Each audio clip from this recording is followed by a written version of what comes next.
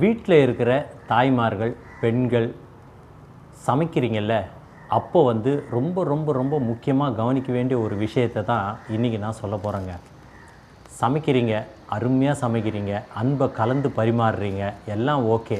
ஆனால் சமைக்கும்போது பொட்டு வச்சுருக்கீங்க, கையில் வளையல் போட்டிருக்கீங்க, சாரியே கட்டியிருக்கீங்க.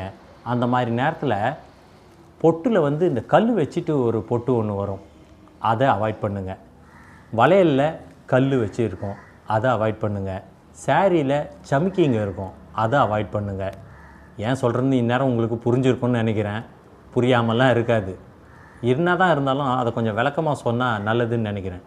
உங்களையும் அறியாமல் சமைக்கும்போது நெத்தியில் இருக்கிற அந்த பொட்டில் இருக்கிற கல் சமையலில் விழும், சாப்பாட்டில் கலந்துரும், சாம்பாரில் விழுந்துடும். அதை எடுக்க முடியுமா?